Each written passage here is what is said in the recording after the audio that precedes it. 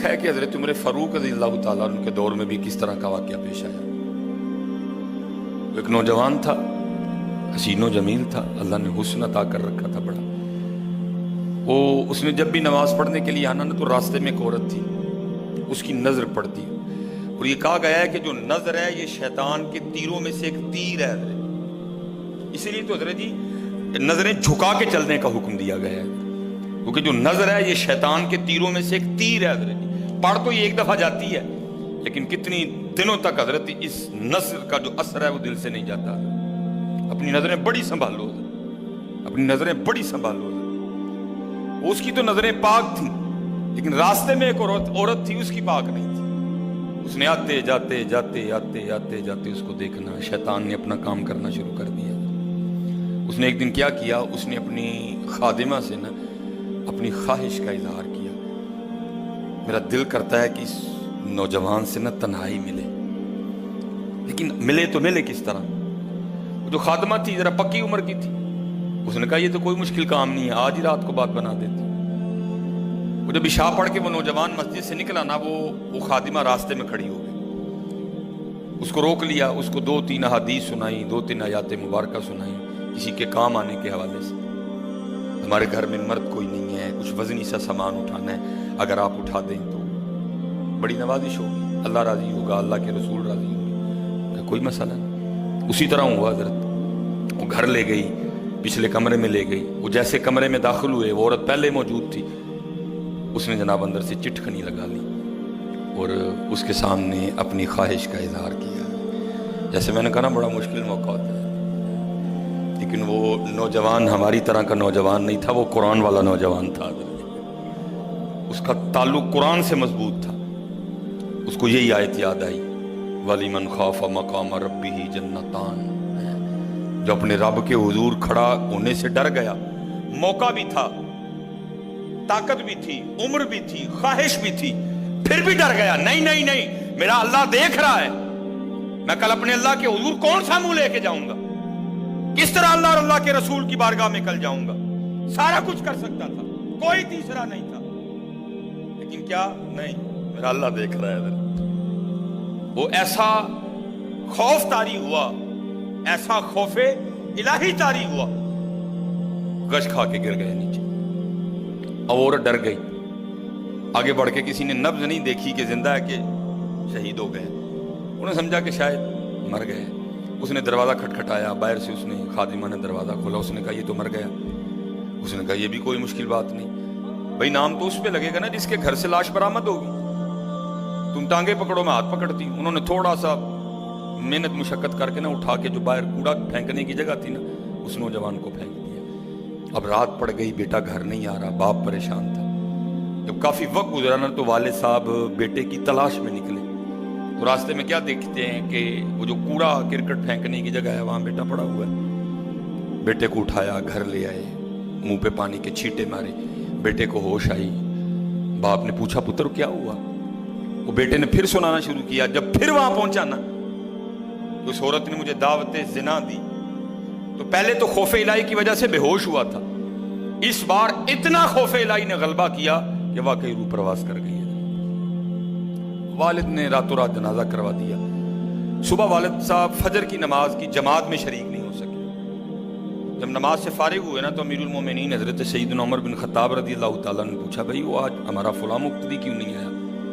لوگوں نے ساری بات سنائی. حضرت جوان بیٹھا تھا، انتقال کر گیا، رات ہی کو جنازہ ہو گیا، شاید اس وجہ سے حضرت نہیں جماعت میں تشریف لا سکے. آپ نے فرمایا چلو اپنے بھائی کے غم میں شریک ہوتے ہیں. حضرت سیدنا عمر فاروق رضی اللہ تعالیٰ عنہ آئے، باتیں ہوتی رہیں. آپ نے بیٹے کے انتقال کی وجہ پوچھی، بیٹے نے ساری بات سنائی.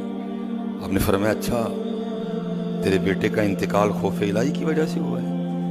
تو اللہ تو فرماتے ہیں وَلِمَنْ خَافَ مَقَامَ رَبِّهِ جَنَّتَانِ. اور جو ہمارے رب حضور کھڑا ہونے سے ڈر گیا اس کے لیے 2 جنتیں ہیں. تو چل پھر مجھے ذرا اپنے بیٹے کی قبر پہ لے کے چلنا.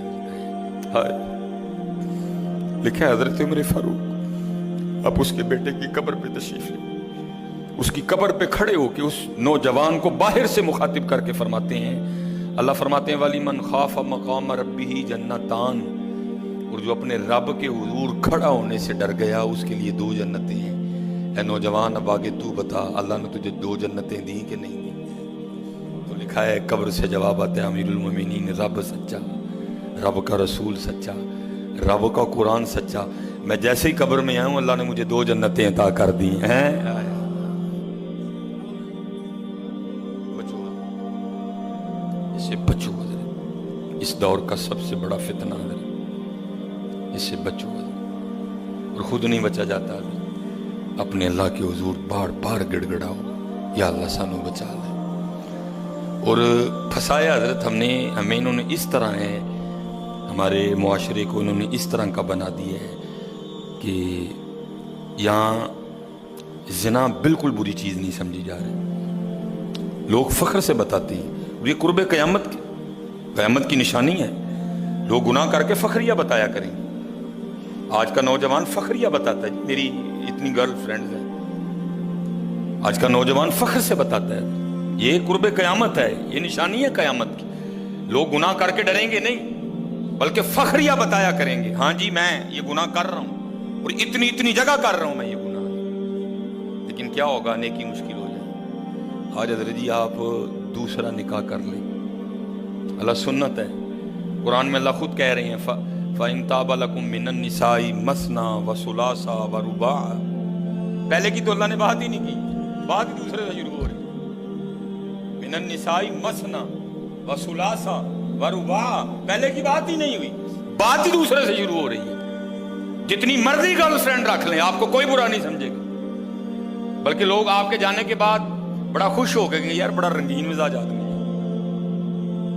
لیکن حضرت آپ دوسرا نکاح کر لیں، اسی وقت آپ لوگوں کے کاغذوں میں 2 نمبر ہو جائیں گے۔ پیکے بھی ناراض، سونے بھی ناراض، پرا بھی ناراض، سالہ بھی ناراض، ہیں جی، چھوٹا بھی ناراض، بڑا بھی ناراض۔ یہ کیا ہے؟ یہ قرب قیامت ہے۔ گناہ اچھا ہو گیا، گناہ آسان ہو گیا، نیکی بری سمجھی جانے لگی، نیکی مشکل ہو گئی۔ اس لیے بچو، اس کا طریقہ جو ہمیں ہمارے بڑوں نے بتایا ہے یہی ہے حضرت جی، روز سرگی اٹھو تے اللہ دے حضور رو، یا اللہ جے دن چڑھے آئے تے تیرے فضل نہ چڑھے آئے، جے چاڑے تے پھر ساڑی حفاظت بھی فرمائیں، سانو بچا بھی لیں، ساڑی حفاظت بھی فرمائیں۔ تو حضرت جی دنیا تو 4 دن کی ہے، جا رہی ہے، کالے وال مسافر ہوئے، چٹیاں ڈیرے لائے، کالے وال مسافر ہوئے، چٹیاں ڈیرے لائے، ویکھ محمد بخشا موت سے نہیں آئے۔ اور حضرت جی اللہ سب کو اپنی حفاظت میں رکھے۔ اگر کوئی اس گناہ میں پھنسا ہوا ہے، اگر کوئی اس گناہ میں پھنسا ہوا ہے تو میں کہوں گا کہ توبہ کر لیں سارے حضرت، کیونکہ حضرت یہ وہ گناہ ہیں کر تو ہم رہے ہیں، لیکن اس کی سزا ہماری نسلوں کو بھگتنی پڑنی ہے۔ کیونکہ امام شافعی رحمۃ اللہ تعالی علیہ فرماتے ہیں زنا وہ قرض ہے جو لے تو رہا ہے لیکن چکائے گی تیری اولاد۔ زنا وہ قرض ہے جو لے تو رہا ہے لیکن چکائے گی تیری اولاد۔ اس لیے حضرت جی اپنی اولاد کے لیے، اپنی بیٹیوں کے لیے، اپنی بہنوں کے لیے گڑھے نہ کھودو، اس سے بچو حضرت۔